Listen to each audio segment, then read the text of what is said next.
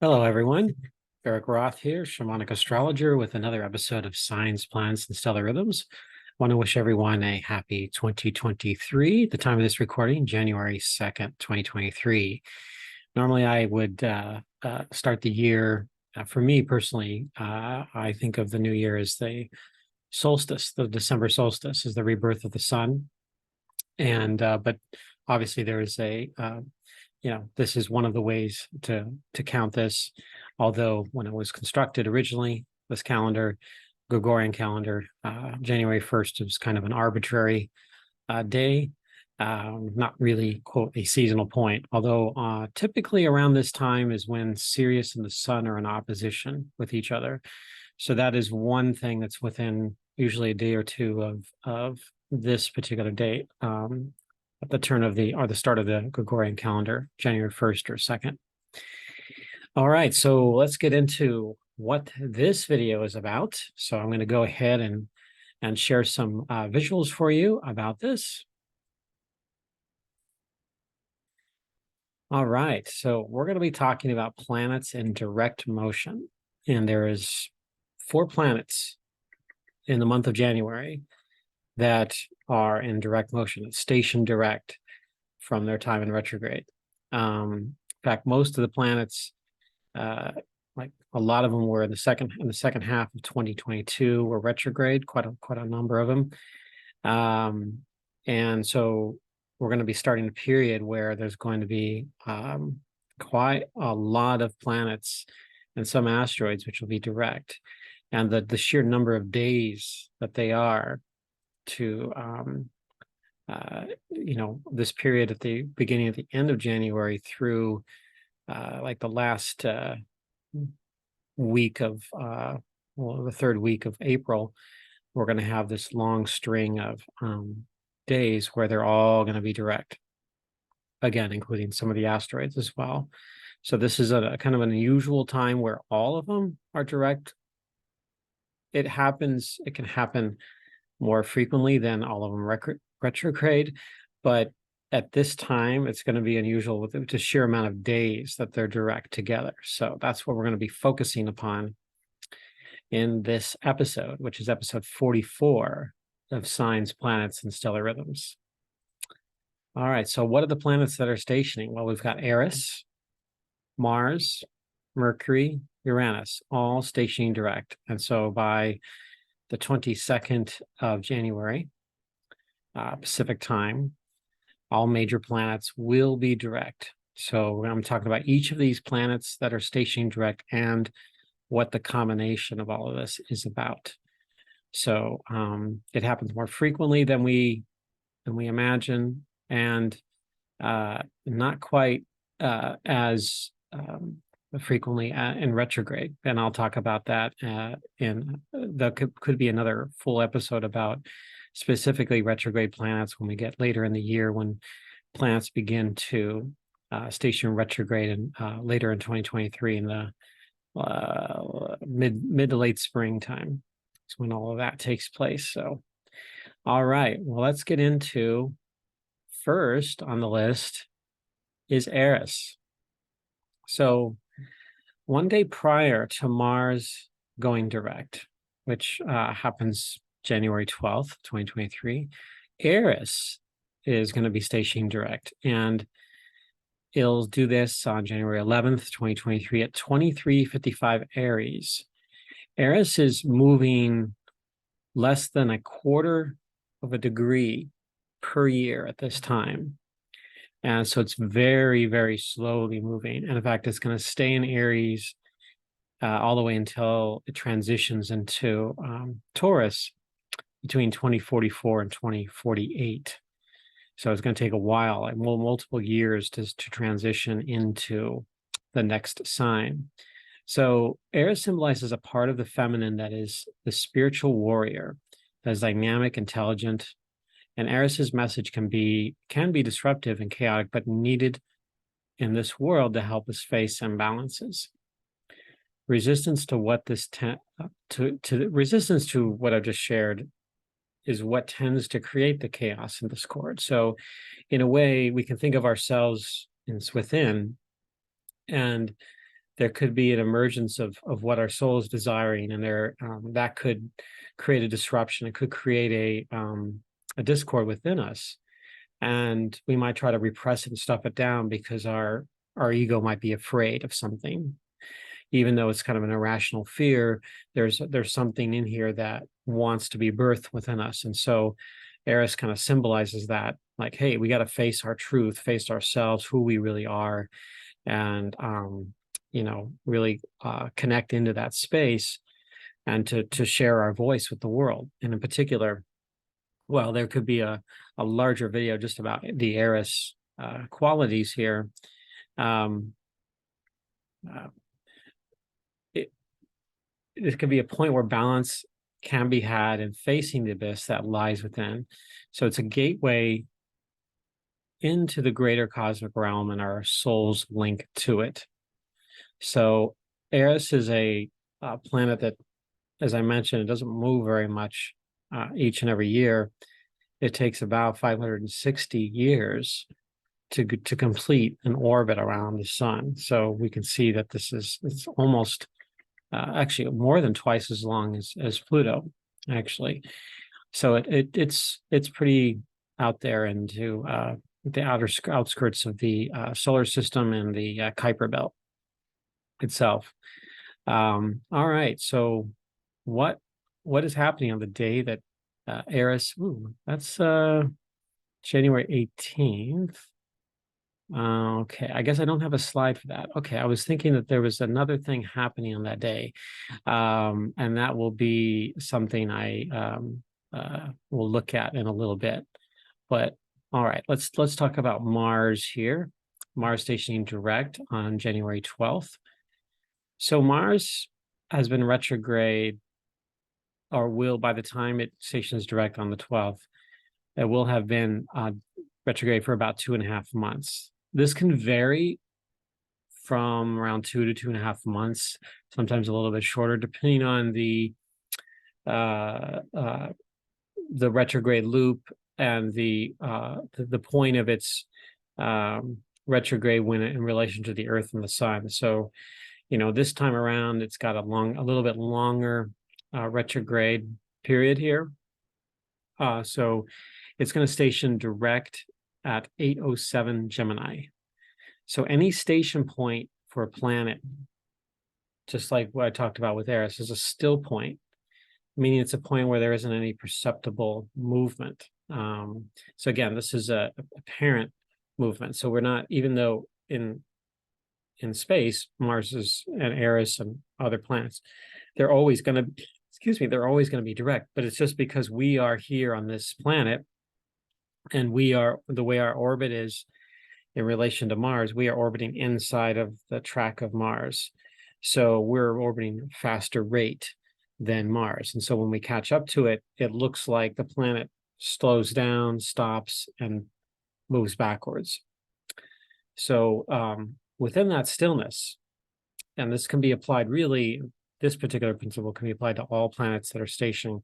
It's a still point for that particular planet. And we can connect into that still point with meditation, with observation, introspection. Some of these can be applied during the retrograde when we're much more reflective and kind of, quote, going backwards and looking back at what was happening. So Mars in shamanic astrology represents this masculine principle. It also symbolizes action and utilizing instinct. But this is where it is more about the deep breath before the race, rather than just like the station direct point is the point we launch ourselves into the world. It's more like that. I'll take a pause, take a breath before heading into that next stage of life, that next project, the next job, or whatever it might be. That's that point where we kind of take a step in a moment to look at ourselves and to see, okay, everything's good here. Take a breath, pause for a few moments, and instinct might tell you at times to just launch forward. But this is where you check yourself before you enter into the race, or at least that's the intent of of a Mars stationing direct. And being in Gemini, it's very mentally charged and imaginative and spontaneous. So this might be a little more challenging for Gemini to kind of sit still in that space. But this could be where the imagination runs wild, and more about the mental aspects rather than the physical having to do things. So this could be where contemplation, introspection comes through in writing as well, and not letting the ideas flow without having to guide them toward any particular point or goal. So just allowing them kind of just this energy flow through the fingers on the writing pad or on the computer, and allowing that to come through. As an example, it could be through, you doing verbal recordings, or other kinds of activity that is more connected into the energy balance itself. All right, so Mars's station point. This is something I definitely was noticing in this, but it happens to be taking place, and I'm going to be using the natal chart of the United States for this recording as an example here. So the U.S. natal Uranus position is at 8:55 Gemini, and Mars is stationing at 8:07. Now, at the time of this recording, Mars is actually conjunct, nearly exact, or just about exact on the natal Uranus position. So what's interesting about this is that the U.S. is in a having we could call it a Mars return, but it's not happening on the natal birthday of the U.S. But Mars is spending a lot of time going over the natal position of Mars on the U.S. So it's going back and forth, but it's going to be stopping right on the U.S. Uranus. So this is kind of unusual. This could create kind of a sense of potential breakthroughs when it comes to our idea and connecting into our own eternal youth position here in the U.S. It's that the desire to be entertained, to always be have your time fill up, to do and to go, and to this could be maybe a potential where we could have a breakthrough around what that represents to us as a society and what it means, and helping us reframe that energy into something that is even really helps our imagination soar and mature a little bit from the stagnancy of what we've had, and maybe the lack of maturity in parts of our as a country overall, and trying to evolve into something where our consciousness takes it another stage of evolution itself. So this might help that out, and especially with the masculine itself, and allowing that to mature to another level. So this is that point here. And again, though, with Uranus, it's unpredictable. So we'll see how that manifests, not just that particular day, but what results after it. What is the direct point seed, and allow that to come out over the next several months and almost 2 years of this point where it stations direct into the rest of 2023 and through the majority of 2024 as well. So that's where really the impact is going to be felt there. All right. Then next is Mercury retrograde, which is the January 18th one. So that ends on January 18th. It went retrograde originally back on December 29th, 2022. And I wrote about that in a social media post. So Mercury represents the various expressions of the mind, our perceptions, thinking process, and communications.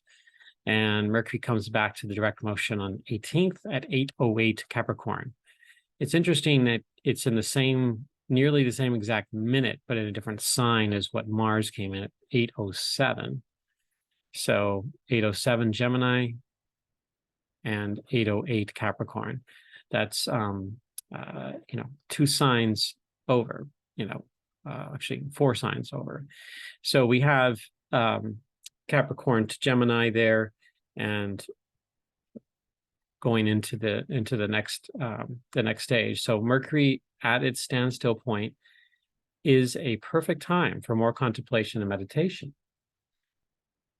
It's a way to honor the stillness of the world and observe what that is around us. And in fact, Mercury in Capricorn, and Capricorn is a sign that is much more about, getting things done, accomplishing things, and stepping forth and really honoring what projects can benefit humanity, what project can benefit family, community, and in the long term, not just for a short-term gain on the bottom line, and that last bit to see you can have that money for the weekend, but it's something for okay, what could be set up for retirement, kind of thing.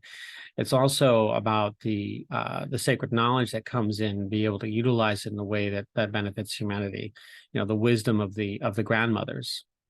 So this is really what Capricorn really stands for. But there's, of course, a shadow side to that, as bearing that burden. It's giving too much. It's taking on too many responsibilities and obligations, and then allowing that to kind of weigh you down for years, and then eventually, we can form health problems from that. But Capricorn in the mind is, seeing responsibility everywhere around us and what needs to be taken care of. So in this station point, this could be a way to kind of lessen and temporarily let go of the burdens and the responsibilities and obligations that weigh us all down. It's a time to kind of drop that heavy backpack and open to the wisdom of the mountains, the deserts, and the woods. Capricorn is an earth sign. It's also connected into the feminine in that way.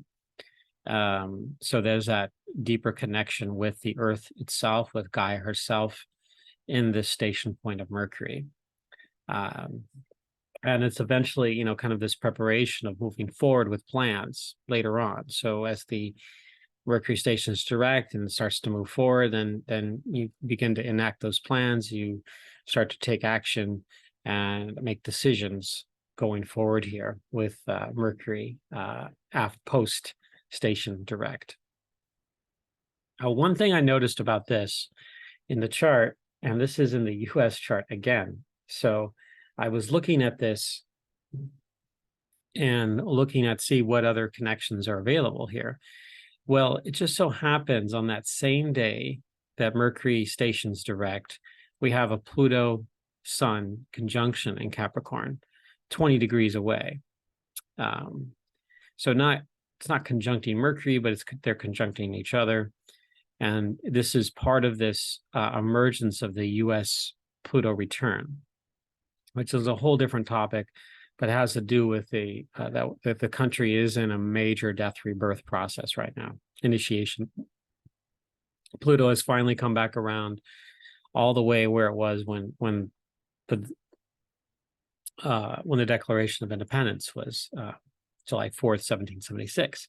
So we have that expression here coming through. And so Sun conjunct Pluto is a point where that can get sort of charged up and more, highlighted in our lives. It doesn't mean that something horrible is going to happen during that time, but it could be preparing for, like, the energy itself is more underworld on that day, where it may not feel quite as expansive and fun and enjoyable. It could be more about doing inner work on that particular day. And certainly with Mercury station direct, that it's good introspection, taking off that heavy backpack and going forward. But there's also this conjunction. Now, normally in shamanic astrology, we don't look at an inner planet to an outer planet conjunction as it is it's a generational thing. However, when it's connected, like, for example, Eris, the US Eris position is opposite the Sun, Jupiter, and Venus on the US chart here. So this could be a trigger for this. For Eris, there could be a sense of something brewing, some kind of eruption in the sense of the energy of the feminine coming through, and vocalization and space coming through in a way that helps with, especially with compassion, nurturement, and family. So kind of feeling that a little bit there, and helping that be more sort of lending a certain strength to the environment. So Mercury could be a way of that coming through in our the way we're seeing around through our eyes, whether it's a news story or in our life. It can certainly create certain tension in the air with that. Now, we'll share that each of these retrograde points that are, direct station points that are happening, and sort of that stillness, there could be the ones that could create resistance to that. It could create more of a reactive type of energy. So there, in the resistance to that, there could be some stronger reactions out there and greater level of activity, even though on those points there's an intent for more stillness. But of course, with many that, they resist that inner voice, and they will just plod along and kind of force things to happen. That's when we can have very strong events that take place on the planet, especially with human beings in particular. Let's take a look at the other one, Uranus. Well, Uranus stations direct on the 22nd, the last of the 4 in January. The next time any planet stations retrograde won't be until April. So we're going to have all these planets that are do that. I'm going to talk about what that means here shortly. So Uranus symbolizes unexpected, unpredictable events of great novelty. And it stations direct at 1456 Taurus, or roughly around 15 degrees, we can say, Taurus. Uranus was in a pattern with Saturn in 2021 and in 2022, squaring the ring planet 3 times in 21 and nearly a 4th time in October of 2022. It was around October 10th when they got to their closest point, about 2/3 of 1 degree. 2023 marks a time when Saturn slowly moves away from this alignment, freeing up Uranus. In the still moment of Uranus, and the last major planets to go direct in this upcoming wave, this is a time of readying the wildcard archetypal energy to go to work again this year through Taurus. So an example of this kind of this freeing energy, and I've definitely connected Uranus and Taurus in particular to the Earth, and as Taurus is an Earth sign and connected into the sensuality, the beauty, the livability, the comforts and pleasures of Earth itself and our relationship to that. And we have certainly had some twists and turns, some ups and downs around this with the environment, in particular in 2022. And Uranus is there to help show us a way of what we can do it better. And Uranus and Taurus is helping us create a more of not just a livable environment, we're just living and just to live, but somewhere we could take pleasure in that environment and connected into it in its beauty. And Taurus represents that sort of that garden of earthly delights. And this is where we do that for all, having a breakthrough for all people. And I think that there has been over the years globally an increase of recognition of that, to clean water and clean air, and or at least an awareness that has been bubbling up. So how can we do that? And Uranus, I think, is taking us to task around this in that way, helping initiate humanity through that, through unexpected ways of tackling those issues, perhaps. So one of the interesting things that happened, and there's kind of a commentary on the unexpected. In the U.S., we had a midterm election in November 8th, on the day of the total lunar eclipse as well, no less.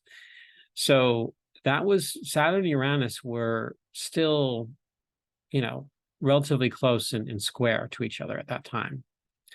And there were a lot of predictions out there by politicos and others that were saying it was going to be a really there's things will be overturned. There's going to be a lot of,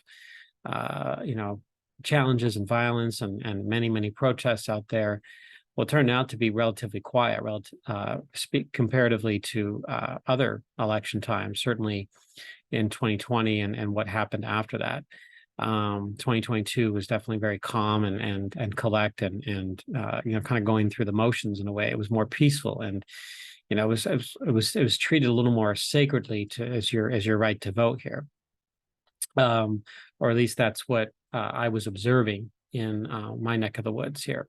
So I just want to share that Saturn ended up becoming kind of a container for Uranus a little bit during that time, where we were all expecting like craziness to happen in the midterms, and then the unexpected was that really very little, if any, craziness really did take place. So Uranus could create that. Doesn't mean Uranus is there to create chaos. It's, again, this is more about the unexpected. And we may, even though we might feel a certain energy trend, Uranus comes in and can really be a game changer in how things unfold. So something to really connect into. And I've got this graphic here showing the tilts of Uranus compared to the Earth. And basically Uranus is essentially tilted sideways, more than 90 degrees. And the Earth is only tilted 23 and a half. So we can see right here that that's one of the characteristics of this wild card planet, that it doesn't operate, in a what we might call, quote, a normal kind of a way, or orthodox kind of way. So it's very different in that sense. It has its own unique expression, and we honor that here. All right, so Uranus stationing direct happens to coincide. Of course, Uranus has been hanging out with the North Node, so there's been a lot of its expression moving through our future track, or our destiny period here.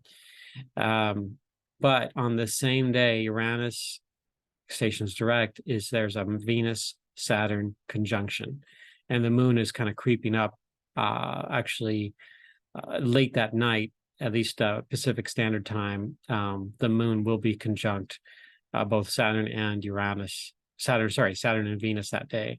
So there's that Saturn-Venus conjunction, the feminine and sort of the rule maker, and the one who sets the strong foundation for the long term, and understands, hey, that in order to grow, you got to grow through limits and boundaries to get there. So the idealisms and the inventions and the innovations of the world, and the feminine itself, the feminine principle, not women in particular, but feminine principle, is growing through those limits and boundaries. And so the moon coming through there also can be an activator for that. And that could be where, certain stresses and tensions come through to help something manifest in a more, responsible way, something that's definitely, is accountable to others and to humanity in general. That is what I feel like that could be, but also at the same time that could be expressed. But at the same time, there is still an innovation, but an innovation, an idealism that is much more rooted into something that is practical, and something that is can be utilized in a tangible way, and rather than just in the sort of in the spirit of the cosmic realm, where we can dream into things, but something that can come down into a space where we can actually use. So there's an intent for that. And for those of you, for any of these points, if you've got some personal planets or points in in this area of these various areas of the chart, you'll definitely be personally impacted by that. I know I've done a number of readings for people that have had Mars impacting their life because it's going through Gemini, and they've got people with like their natal sun or their own Mercury or their own moon in Gemini, and Mars is going over that 3 times as an example. So these are also can be personal transits for each person here, depending on where the orientation of your chart is in your own personal planet. So that's something that you can kind of delve into for yourself, or reach out to me and I'm happy to kind of analyze that and give you an interpretation or reading. Um, that's what I do for my life. So I love looking at that and analyzing that. But in the sky, this will be an interesting time actually. In the early evening sky, that evening on January 22nd. And one could look also on the 23rd as well. The moon won't be too far off there, but Saturn and Venus will be in conjunction, and Venus will really brightly outshine Saturn. Saturn is now getting a bit dimmer as it approaches its closer approaches its conjunction with the sun, and that won't happen until later on in February. So let's take a dive, a look at the way all the planets are going direct here. But I wanted to point out that if you get a chance to look at this in the early evening sky after sunset, that'll be definitely worth really checking out and checking into, and even the day after on January 23rd. And one could do a special ceremony with this Venus-Saturn conjunction at the same time as the Uranus station direct point. So they have a very loose square with each other. So there's still kind of a shamanic transmission, if you will, through this space. So again, Saturn can sometimes act as a container for the more wilder, chaotic energies in that way. At the same time that Uranus that can act as still wanting to kind of burst through that Saturnian limit. All right, so with all these planets going direct, and just as a rundown of all these different planets: Eris on the 11th of January, Mars on the 12th, Mercury on the 18th, and Uranus on the 22nd. What does this mean overall? And I've got some numbers to share with everyone too. Okay, so Mercury, Venus, Mars, Jupiter, Saturn, Chiron, Uranus, Neptune, Pluto, and Eris are all in apparent direct motion for 93 days in 2023. This is between, so that should be, sorry, January 22nd. January 18th is the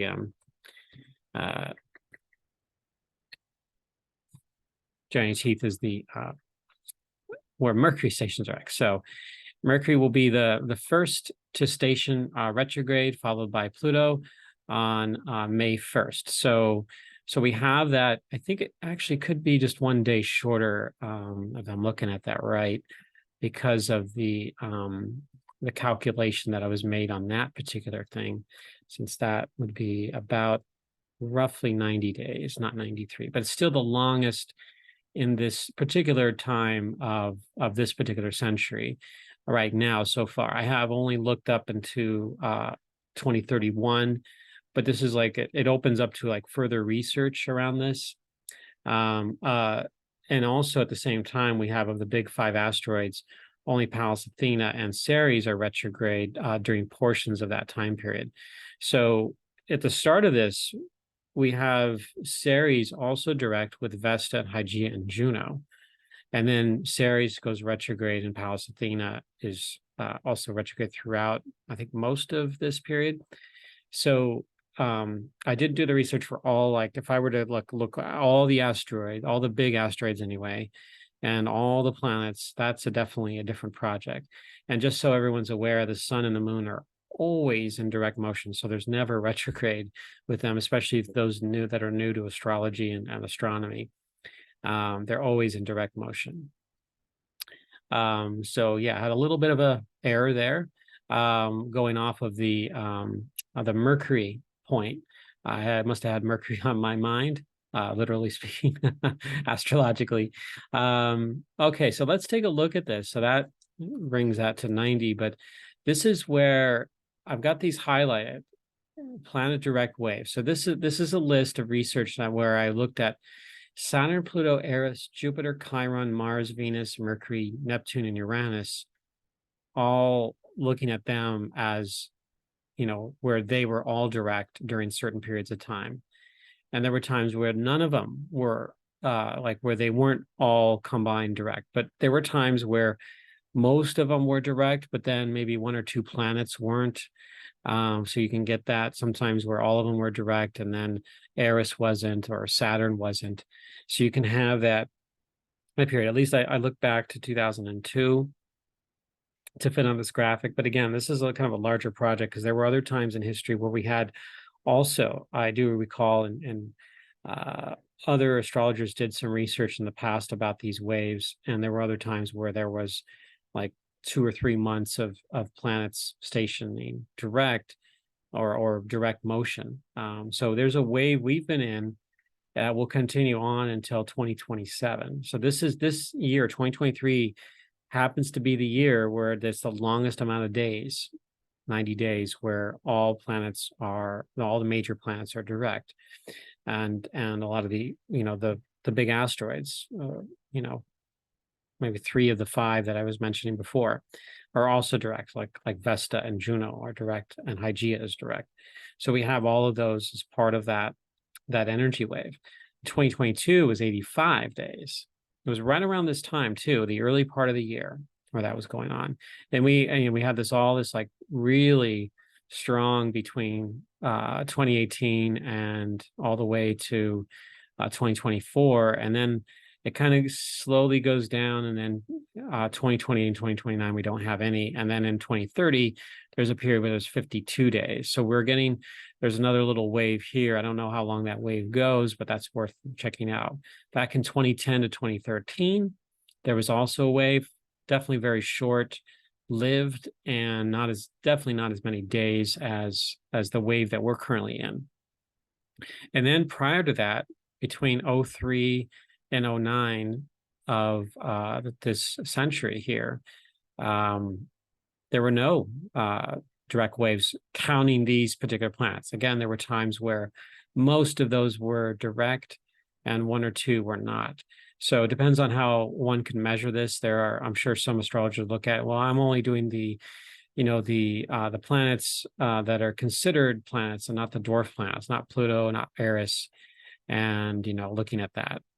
So you can do that too, and that could be another type of way to look at the direct motion, as looking at that.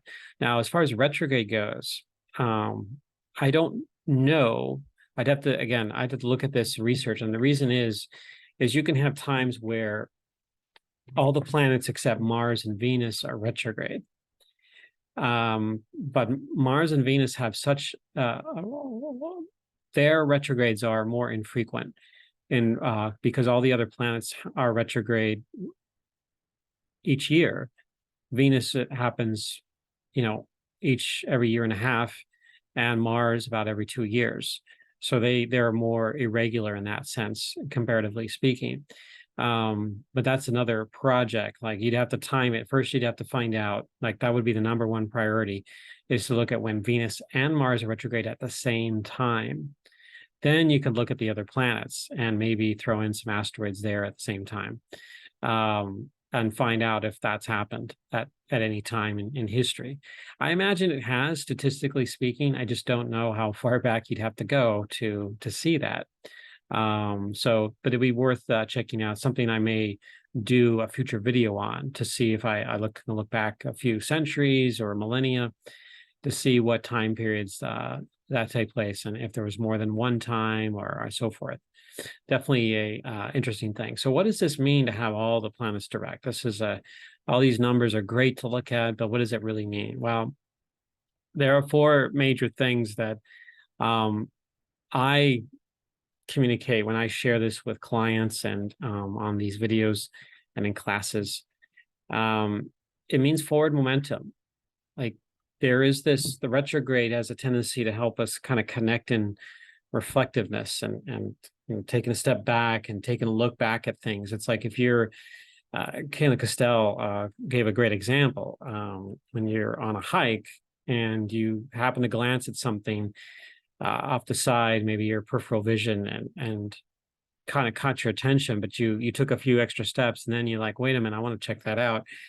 Then you go back and you check it out, you gain some perspective, and you reach that still point of looking at that, whatever that was, that caught your attention, and maybe there's a message there, a transmission through that space. And then you realize, like, okay, maybe take a photo or whatever, and then you step forward again and keep going on your hike. That's that retrograde. And then so this direct is that forward motion after that space, after you went through that retrograde period, breaking through maybe some stagnant energy where maybe you were feeling stuck. This could be a way, especially if some of these planets are impacting you on a personal level, like through a transit and a cycle that we call in astrology, and in shamanic astrology, it can be called an initiation. If those are impacting you, this is where it can, like, that forward momentum can really help you break through the stuckness in life. In particular, Uranus is a good one for that. Mars can be as well. Jupiter, another good one. These are planets that help kind of propel a person farther and faster, either through, in Mars's case, action, Jupiter, expansion and amplification, and enthusiasm. And then with Uranus, it's simply breaking through barriers and boundaries, and kind of cracking open what that wall maybe you've built for yourself, or that we all at times build around ourselves, and allowing them to come in rather than resisting that space. It's also a rise in the volume of activity. So there tends to be more things. There's just, again, a momentum, a velocity increase in this, and more events, more things taking place. It's like the sort of the race has begun again over the next 90 days that are taking place here. So we've got that. And then in personal cycles, you can feel this definitely more acutely in your life. If some of these planets in particular, or it could be a free space where you don't have any major cycles. You might have some shorter transits here and there, and that can also be felt as well during that time. So there's a kind of this genuine feel of like a new energy coming through with something that helps whatever you've laid down a foundation for, whatever you've tried to start and maybe not started. Again, depending on what cycles you're in. If you're in a big Neptune cycle, this could be still like a very fuzzy time for you. But for others, that could be where there's more greater momentum happening there. So that's what this overall, with all the planets moving forward in this way, means. Again, we're combining all of the different flavors, all of the different worlds, the underworld, the middle world, and the celestial world, all playing a very powerful role in this momentum of our civilization, of society out there in this on this planet. So we're getting hit from all the different sides, but in a way that helps kind of push the energy forward for all of us.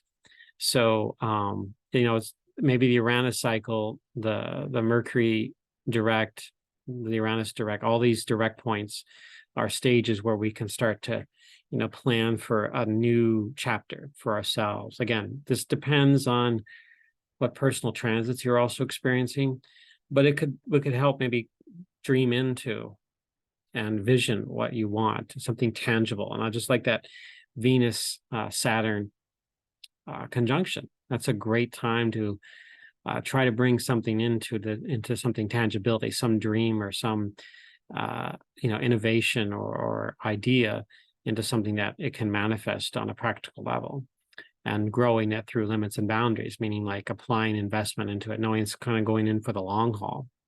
And then that with all the planets moving direct, maybe that can pick up a bit of momentum, a bit of speed in the direction that you want to go. All right. Well, that's all that I have for you here. And thank you for being a part of this video. And if you like this video, please do click that thumbs up button and subscribe if it's something you want to see more videos about. Feel free to put some comments in the comment box about any questions you may have. You can email me also at inspiralnexus@gmail.com. I do personal astrology readings, classes, events, and astrocartography and more. My website is inspiralnexus.com, and I also work with Caitlin Castell co-creatively about the mysteries and astrology of the stars at My Star Alchemy. And this body of knowledge comes from the shamanic astrology paradigm from Daniel Giamario and shamanicastrology.com, which is now turningoftheages.com. So just something to note there. Sometimes I reuse a slide and I haven't updated to the new revised name of the school. So, but the new name is Turning of the Ages Mystery School at turningoftheages.com. So thank you all, and I wish you all happy 2023 and a prosperous and peaceful and loving 2023 for you all. Be well, everyone, and take care. Until next time.